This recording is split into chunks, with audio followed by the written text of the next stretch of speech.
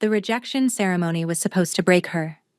When Alpha King Kael Vantris stood before his entire kingdom and declared that he, the most powerful wolf in the realm, was severing the sacred mate bond with Seren Voss, everyone expected her to shatter. They expected tears, begging, the pitiful collapse of an Omega who had dared to dream above her station. But Seren didn't cry. She didn't beg. She looked at the king with those strange silver eyes that had always unsettled people, and she said two words that would change everything. I accept. The silence that followed was deafening. No one accepted a rejection. Not from a king. Not from a true mate. The bond was sacred, irreversible, a gift from the moon goddess herself. Yet Seren simply turned her back on the Alpha King and walked toward the doors. That's when his rage erupted. The windows exploded. The stone floor cracked beneath his feet. Wolves twice his age dropped to their knees from the sheer force of his dominance flooding the hall. But Seren kept walking. She didn't know that his rejection was never meant to be accepted. She didn't know about the curse that had forced his hand, or the uncle who had orchestrated everything. All she knew was what she had seen in the threads of fate that only she could perceive. Staying would destroy them both. What neither of them understood was that walking away would nearly destroy them too. The great hall of Ironvale Keep had never been so crowded. Wolves from every corner of Valdris had gathered for the ceremony, nobility and commoners alike, pressing against the ancient stone walls to witness history. An Alpha King claiming his fated mate was rare enough. An Alpha King claiming an Omega from a minor border pack was unprecedented. Seren stood at the end of the crimson carpet that stretched toward the obsidian throne, trying to keep her hands from trembling. Her brother Bram had begged her not to come. He had seen what happened to Omegas who climbed too high. They fell. They always fell. But when the royal summons arrived bearing the king's seal, refusing was not an option. The mate bond had already been confirmed by the kingdom's seers. She belonged to him now, whether she wanted to or not. And the worst part was, she had wanted to. She had seen him once before, 3 moons ago, when he had visited her pack during a border dispute. He had been distant, his face carved from granite. But when their eyes met across the crowded hall, Seren had felt the bond snap into place like a thread of liquid fire connecting her soul to his. Her wolf, usually so quiet inside her, had stirred with sudden recognition. For one breathless moment she had seen something flicker in those pale blue eyes. Recognition, hunger. Then he had turned away as if she were nothing. Now she stood in his hall, wearing a gown of silver silk that his servants had provided, waiting to be claimed by a man who had spent 3 months pretending she did not exist. The crowd parted, and the Alpha King descended from his throne. Kael Vantris was enormous, towering over every wolf in the hall. His shoulders were broad enough to block out the torchlight, his jaw sharp enough to cut glass. Pale hair fell past his collar, and his eyes were the blue of a winter sky before a storm. Beautiful. That was what the court whispered about him. Beautiful and terrible and utterly without mercy. He stopped 3 feet from Seren, close enough that she could feel the chill radiating from his skin. That was strange. Alphas ran hot. Everyone knew that. But Kael Vantris felt like frost given form. Seren Voss, he said. His voice carried through the hall without effort, deep and commanding. Omega of Thornwood Pack. Yes, Your Majesty, she replied, keeping her voice steady. Vanished. The bond between us has been broken. I'm sorry, Seren. I can't do this anymore. Vanished. The bond between us has been confirmed by the seers of Valdris, he continued, his tone flat. However, after careful consideration, I have determined that this bond does not serve the interests of my kingdom. A king requires a queen of noble blood, of proven lineage, of political value. His jaw tightened almost imperceptibly. You are none of these things. Whispers became gasps. Somewhere behind her, a woman laughed. Therefore, Before the witnesses gathered here, I formally reject the mate bond between us. You are released from any claim to my name, my throne, or my pack." Seren stared at him. She should have been devastated. She should have dropped to her knees and begged him to reconsider. That's what Omegas did when rejected by their alphas. But Seren was not looking at the king's expression. She was looking at what only she could see. The threads of fate that connected every living soul. The golden thread between them was still there, pulsing with light, screaming that this was wrong. And wrapped around his heart, she saw something else. A chain of shadow. Dark tendrils of cursed magic so vile they made her stomach turn. He wasn't rejecting her because he wanted to. He was rejecting her because something was forcing him to. The realization should have changed things. But threaded through that shadowed chain, Seren saw her own death. If she stayed, if she fought, she would die. So she made her choice. "I accept your rejection, Your Majesty." The words fell like stones into still water. The hall went utterly silent. Shock broke through Kale's mask for the first time, raw and unguarded. "You accept," he repeated slowly. "Yes." Seren lifted her chin. "I release any claim to you, your name, your throne, and your pack." She turned her back on the Alpha King of Valdris and began to walk. The wave of dominance that crashed through the hall was unlike anything she had ever experienced. It drove wolves to their knees. It shattered the windows along the eastern wall. It cracked the ancient stone floor in spiderweb patterns radiating from where the king stood. Seren stumbled but did not fall. She did not look back. The great doors loomed before her, her only escape. 10 more steps. 5. "You will not leave this hall." His voice was barely human, layered with the growl of his wolf. The command slammed into her with physical force. But Seren had spent her entire life learning to endure. And unlike every other wolf in that hall, she was not bound to obey him. Not anymore. She pushed through the doors and disappeared into the night. Behind her, the Alpha King's roar shook the very foundations of Ironvale Keep. The stables were deserted when Seren arrived, her silver gown torn at the hem from running through the corridors. Her mare, Mira, whickered nervously at the distant sounds of chaos echoing from the great hall. "Easy, girl," Seren whispered, fumbling with the saddle straps. "We just need to get past the gates." Her hands were shaking, her whole body was shaking.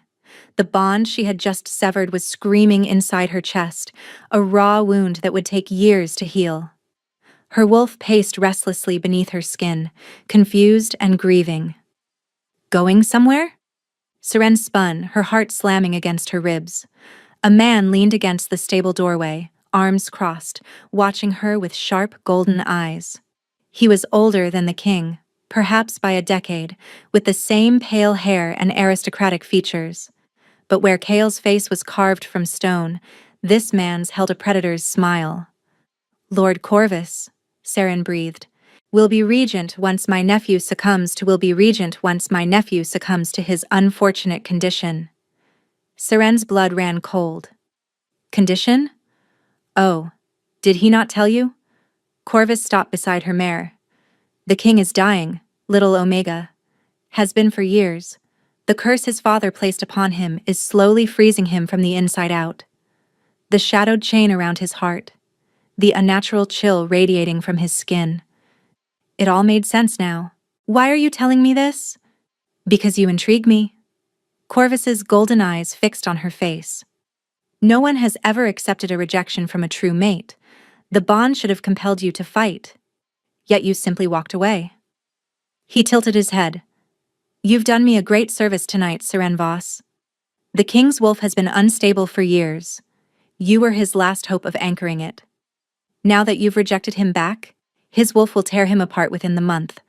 The throne will be mine." Horror flooded through her. "You planned this." "I merely encouraged my nephew to see reason." Corvus shrugged. "Now run along, little Omega, before they cage you with the other discarded things." He vanished into the shadows. Seren vaulted onto Mira's back and urged the mare toward the forest path. She had almost reached the tree line when a massive shape crashed through the undergrowth and blocked her path. A wolf, black as midnight, larger than any she had ever seen, with eyes that burned like blue flame. The king. Mira reared in terror. Seren clung to the saddle as the enormous wolf stalked toward her, his growl vibrating through her bones. "Your Majesty," she gasped, "you rejected me. Let me go." The wolf snarled, and the sound was anguished, furious, and desperate. Then, impossibly, the beast began to shift. Within moments, the Alpha King stood before her, naked and trembling. "I cannot," he said hoarsely. "My wolf refuses to let you leave. If you go beyond the border, he will hunt you. He will drag you back whether I command it or not." "That's not my problem." "I know." Kyle's face contorted with agony. "And I would do it again to keep you safe. But my wolf does not understand reason. He only understands that his mate is leaving, and he will burn this kingdom to ash before he allows it." Seren stared at him. "Then what do you want from me?" "Stay. Not as my mate, not as my queen, but as a guest under my protection. I will not touch you.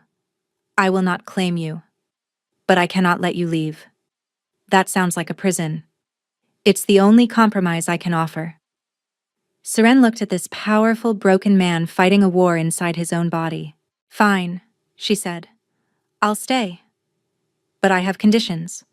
You will tell me the truth about your curse. All of it. And if I find a way to leave safely, you will let me go." "Agreed. On one condition of my own." "What?" His eyes met hers, and something ancient and desperate lurked in their depths. "Do not try to save me, Seren Voss.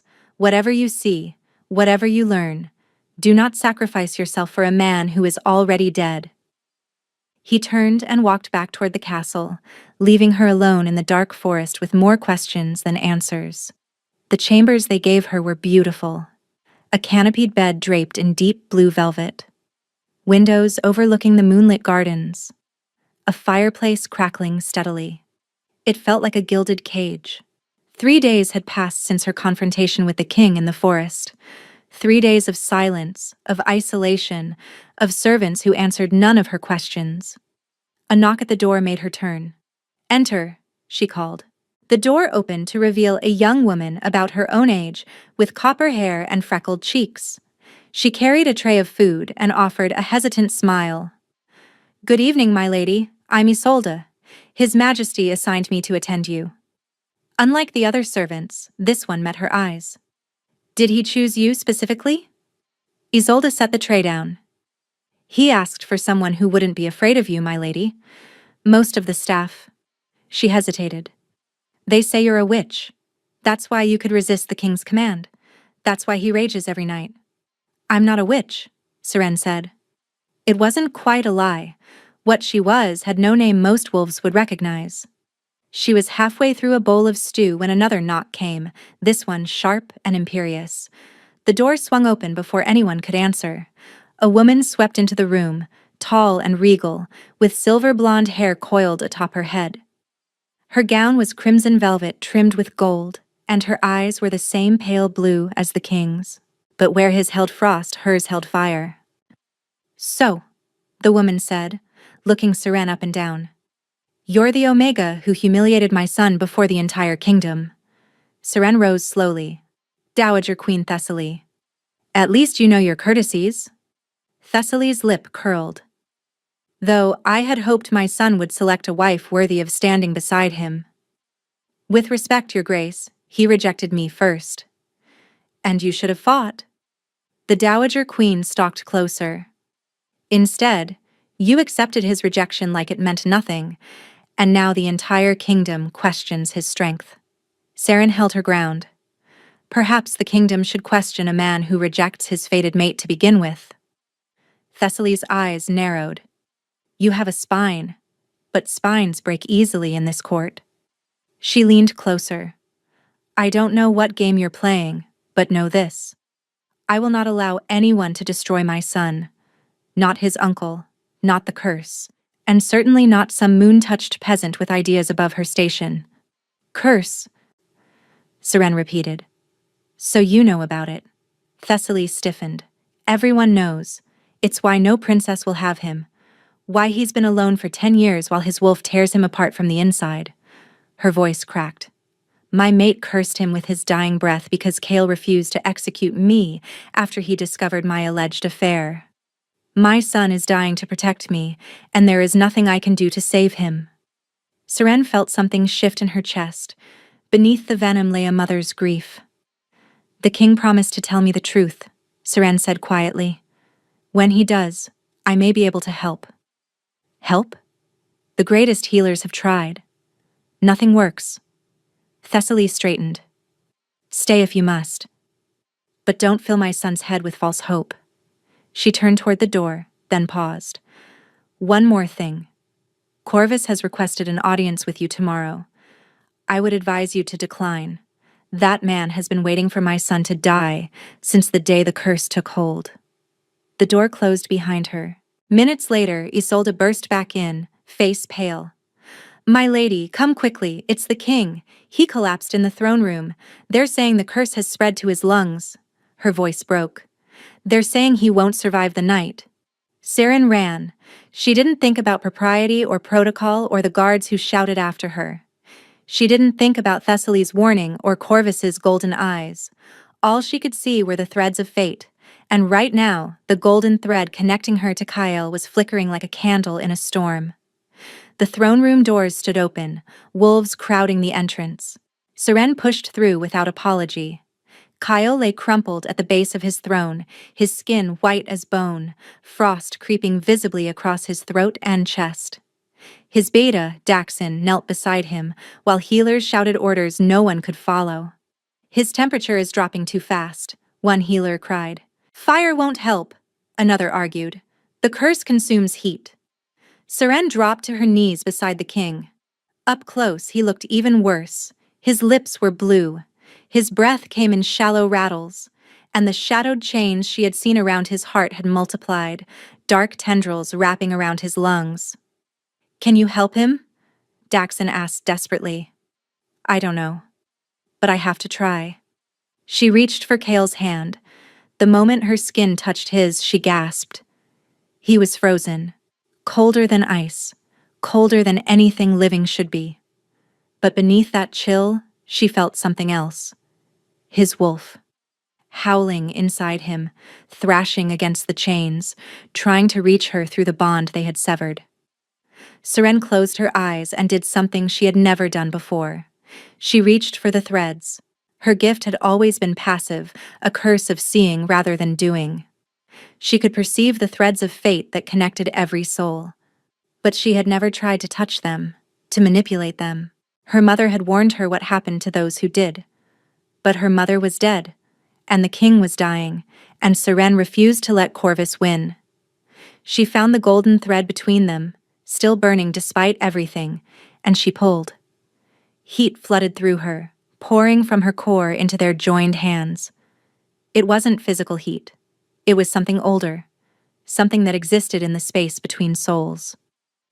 The frost on Kyle's chest stopped spreading. His next breath came easier. Then his eyes flew open, gold, blazing with his wolf's presence. Mate, he growled, and the word resonated through her bones. Before she could react, his hand gripped the back of her neck, pulling her down until their foreheads touched. You shouldn't have done that, he whispered, his voice his own again. Whatever you just did, it tied us together more deeply. The bond is stronger now. I wasn't going to let you die. I told you not to sacrifice yourself for me. I didn't sacrifice anything. I shared something. Heat. Light. His grip loosened but didn't release. His thumb traced a small circle against her skin. You're shaking, he murmured. She was. The effort had drained something vital from her. I'll be fine, she said. Liar. But there was almost tenderness in the word.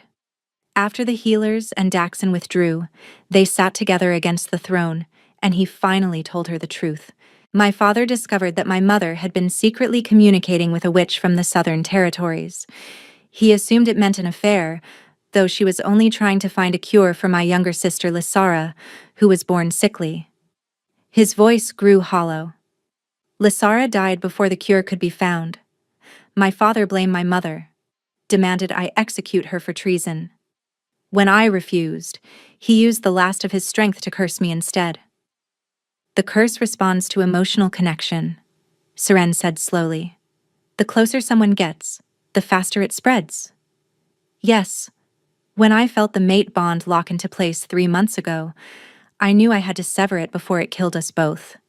But when you accepted the rejection and walked away, something inside me shattered. My wolf went mad. Your wolf wants me. My wolf would burn the world to keep you. Kale's voice dropped. And so would I, if I let myself. Seren reached out and took his hand. Then we find another way. A way to break the curse without you dying. You shouldn't make promises you can't keep. I don't. She met his eyes. I see the threads of fate, Kyle. Every soul, every connection, every possible future.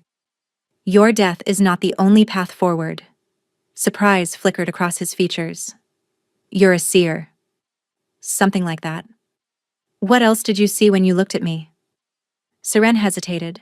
Then, because she had demanded truth from him, she offered truth in return. I saw that, if I had stayed and fought when you rejected me, I would have died within the month. Corvus has been orchestrating something, manipulating events from the shadows. That's why I walked away. The temperature in the room plummeted. Kale's eyes blazed gold again. What has he been orchestrating? He snarled. Seren met his gaze without flinching. I don't know the details yet, but I intend to find out. Over the following weeks, something shifted between them. It started small. Kale began summoning her to his study each evening, ostensibly to discuss the investigation into Corvus. They would sit across from each other at his massive oak desk, talking until the candles burned low. But the conversations always wandered. He told her about his childhood, about Lysara, about the mother he had protected at the cost of his own future. She told him about Thornwood, about her brother Bram who worried too much, about the gift she had spent her whole life hiding. My mother had it too, Seren explained one night. The sight. She called it the weaving, the ability to see and sometimes touch the threads that connect all living things. She taught me to hide it because people fear what they don't understand. Is that why you've never mentioned it before? Partly, but also because seeing isn't the same as changing. I can perceive possible futures, but I've never been able to alter them. What I did that night, pulling on the thread between us that was new. Kale's hand covered hers, stilling her nervous tracing on the desk. His skin had lost its deathly chill, warmth slowly returning. I'm sorry about your mother, he said simply. They sat like that for a long moment, hands touching, saying nothing. It became a pattern.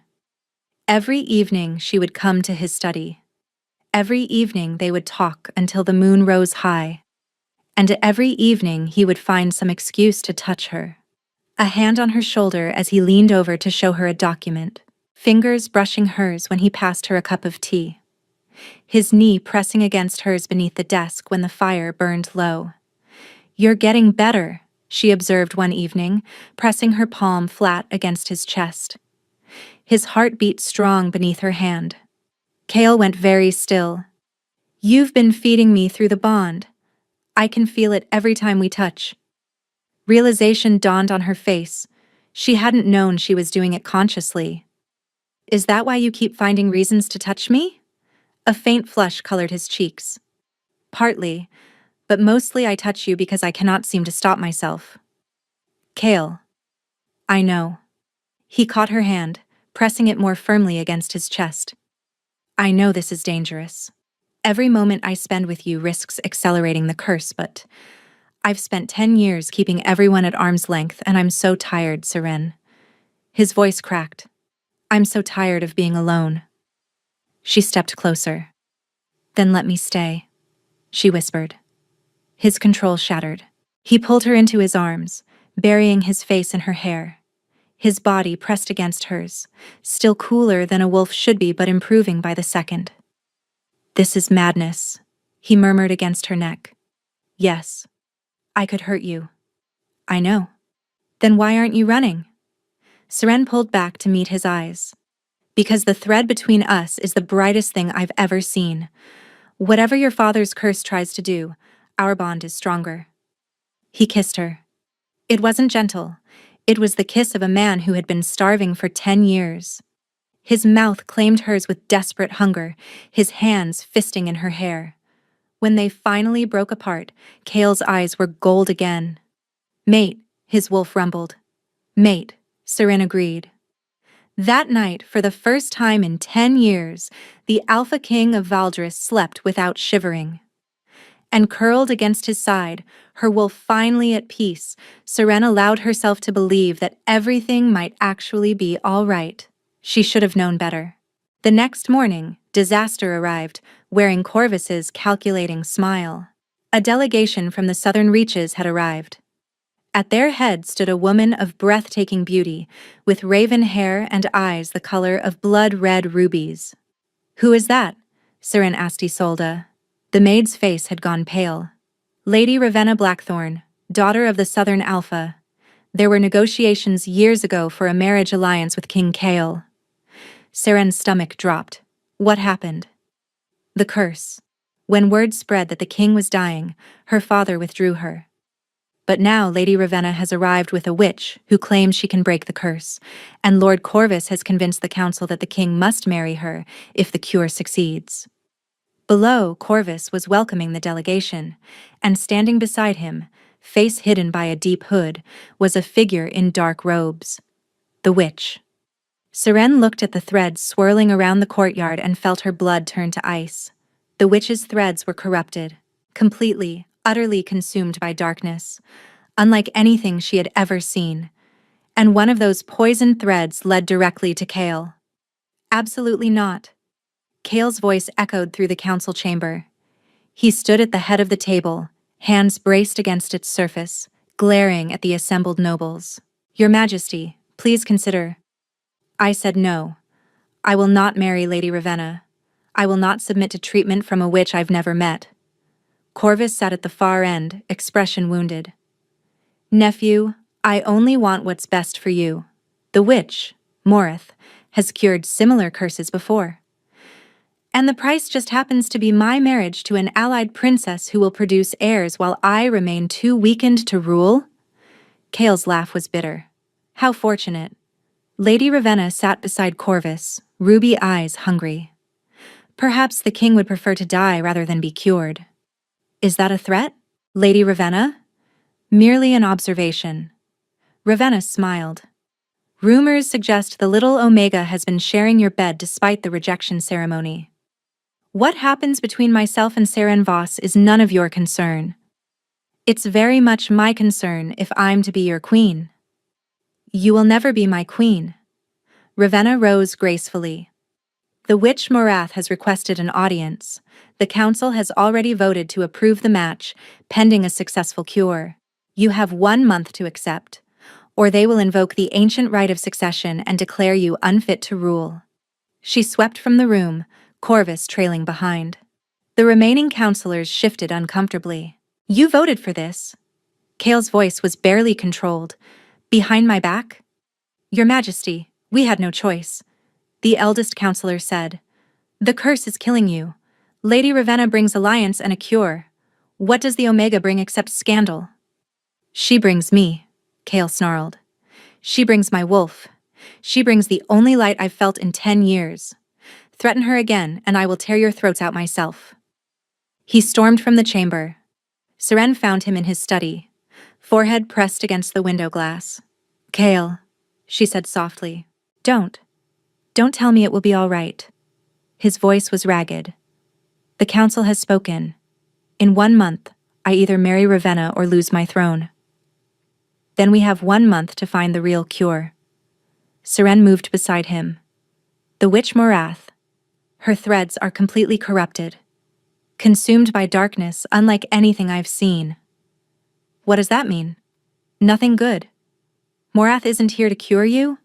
She's here to ensure you die in a way that looks like you refuse treatment." Kyle was silent for a long moment. "If you're right, We have less than a month to expose them. Agreed. He turned to face her, raw vulnerability in his eyes. Whatever happens, I need you to know that these past weeks have been the best of my life. You've given me hope, comfort, a reason to fight. He kissed her, soft and deep. Then fight, she said, and let me fight beside you. That night, everything changed. Seren woke to screaming. Isolde burst through the door, face white. My lady, you have to run. They've arrested the king. What? On what charge? Murder. The witch Morath was found dead in her chambers, throat torn out by wolf's claws. The guards found King Kale standing over her body, covered in blood. The room spun. No, he wouldn't. Lord Corvus has declared himself regent. He's telling everyone you drove the king mad. They're going to execute you both at dawn. Serene's mind raced. The corrupted threads, Morath's tainted soul, Corvus's golden eyes. It's a trap. Morath was already dead when Kale found her. Someone used dark magic to frame him. Then we have to get you out. Footsteps thundered in the corridor. The door exploded inward. Guards poured into the room, Corvus at their head. He looked at Seren with those predator's eyes and smiled. Seren Voss, you're under arrest for conspiracy and treason. I've done nothing. Perhaps not. But by morning, no one will believe that. The guards seized her arms and dragged her from the room. The last thing Seren saw before darkness swallowed her was Corvus's triumphant smile, and wrapped around his heart, visible only to her eyes, the same corrupted threads that had surrounded Morath, pulsing with ancient, terrible power. The dungeons of Ironvale Keep had been carved from the mountain itself. The chill here was absolute, seeping into Seren's bones. But it wasn't the temperature that tormented her. Through the stone walls, she could feel Kale. The bond pulsed with his anguish, his rage, his despair. They had put him somewhere nearby, close enough to sense but too far to reach. Corvus's cruelty was precise. When the cell door finally scraped open, Seren squinted against the torchlight. Dowager Queen Thessaly descended the stairs, her silver blonde hair escaping its coils, her face drawn with exhaustion. You look terrible, she said flatly. Forgive me for not maintaining my appearance while awaiting execution. I've come to understand. Thessaly moved closer. My son didn't kill that witch. He's not a murderer. I know. Then tell me who did. Corvus. He's been using dark magic. The same corruption that surrounded Morath surrounds him. He killed her himself, then arranged for Kale to find the body. Thessaly's expression didn't change. Dark magic requires blood sacrifice. Where would Corvus have obtained such power? Seren thought of the threads she had seen, the pulsing darkness wrapped around Corvus's heart. I don't know. But the magic felt old, ancient, like it had been building for years. Years. Thessaly went very still. When my daughter Lysara died, Corvus was the one who found her body. He said she had simply stopped breathing. But what if... Horror dawned on both their faces. He sacrificed her, Seren whispered. Your daughter. He used her death to fuel dark magic. And my mate blamed me. Thessaly's voice shook. He cursed Kale for protecting me, never knowing the real enemy stood right beside him. The curse on Kale. It's not just from his father's dying breath. Corvus has been feeding it, strengthening it. That's why no healer has ever been able to break it. Then we need to sever the source. Thessaly's eyes burned with renewed purpose. Tell me how. I need to touch Corvus. If I can reach the threads around him, I might trace them back to their origin. Thessaly withdrew a ring of iron keys and unlocked the cell. The execution is set for dawn. Corvus plans to make a spectacle of it. Half the nobility will be gathered. Then that's where we need to be. There's something else. Thessaly's voice tightened. Corvus has your brother. Seren's blood turned to ice. Bram? He arrived 2 days ago, trying to rescue you. He's being held in the tower.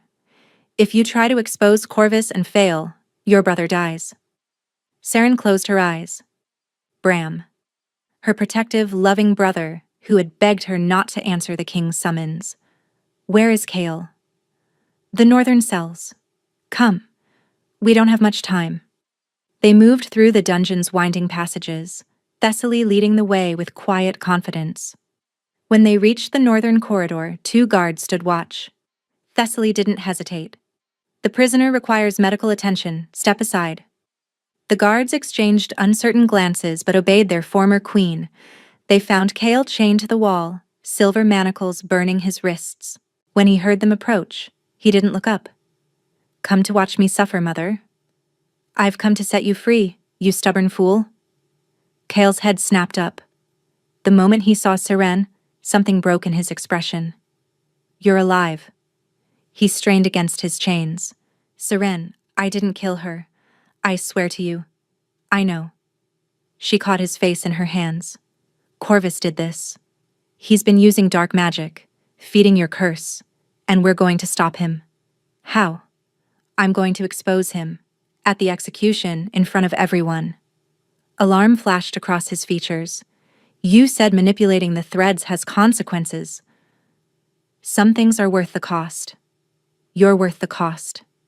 Seren, no, I won't let you sacrifice yourself. I've seen the threads, Kale. Every possible future. In most of them, we both die. But in one, just one, we survive. We break the curse. We live. What does that future require? Seren smiled, though her heart was breaking. It requires you to trust me, no matter what you see, no matter what happens. Thessaly finished unlocking his chains. I trust you, Kale said quietly. With my life. With everything I am. He kissed her, fierce and desperate. When they parted, dawn was breaking through the narrow window. It was time. The execution courtyard was packed. Nobles crowded the galleries. Common folk pressed against the outer walls. And at the center stood Corvus, resplendent in royal purple. Citizens of Valdris, we gather today to witness justice served.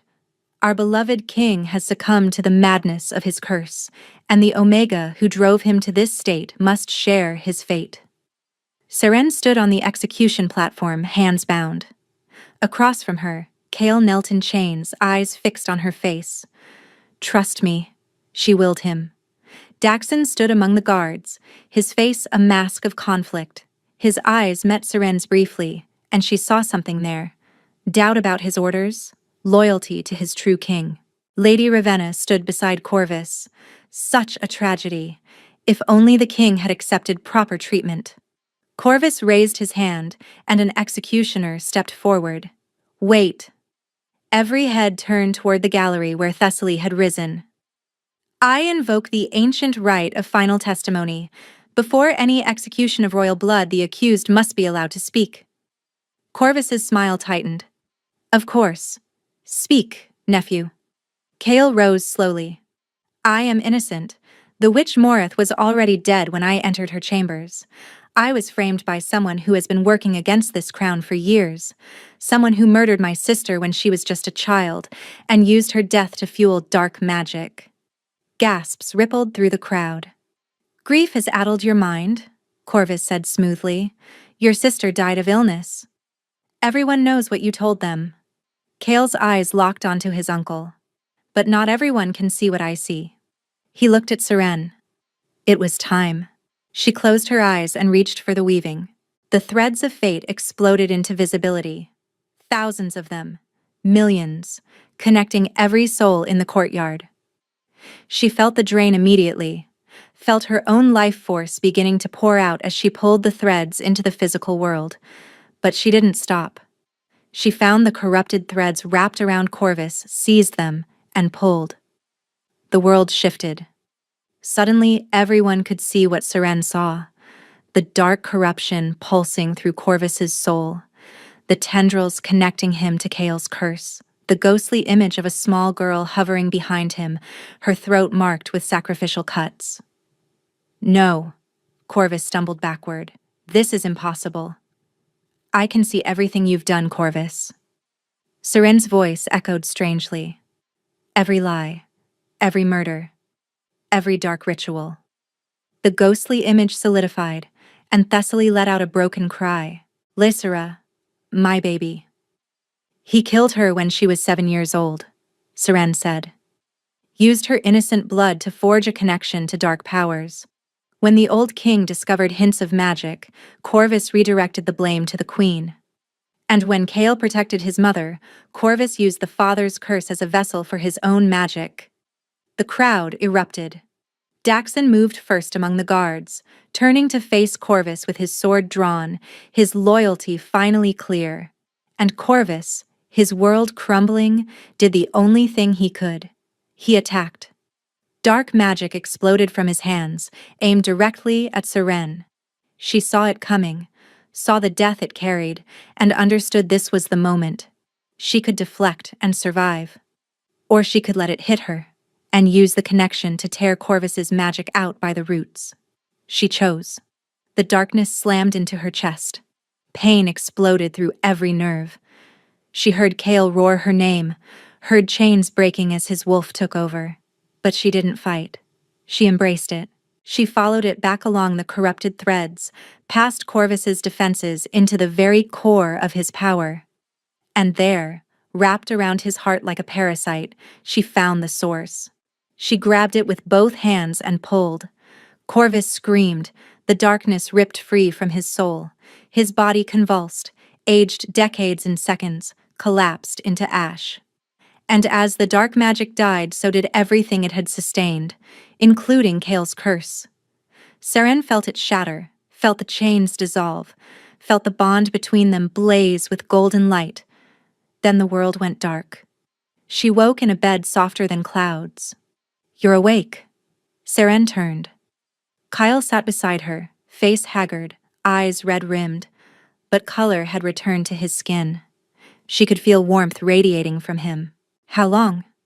3 days. He pressed her hand to his lips. 3 days of not knowing if you would ever open your eyes again. Bram? Safe. Everyone's safe. Corvus is dead. Ravenna fled. The council has been restructured. Daxon led the guards who secured the castle. His voice broke. The healer said you gave up too much of yourself, but the bond saved you. All that light you'd been feeding me came back when you needed it most. Seren's eyes filled with tears. You saved me. We saved each other.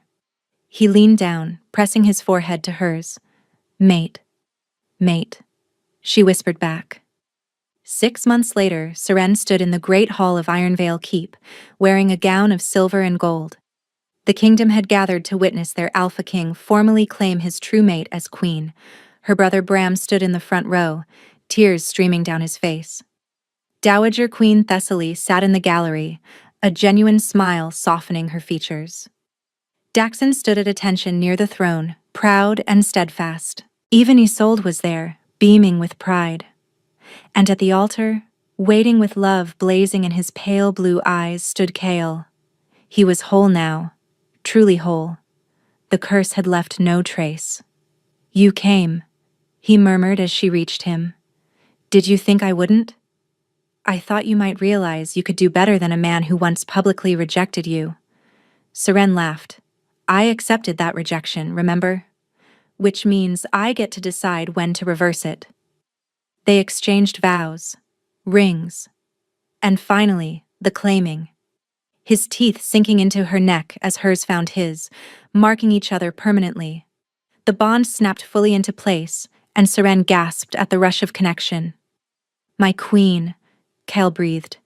My king, she replied.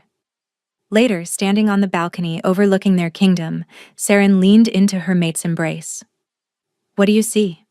Kale asked softly. When you look at the threads now?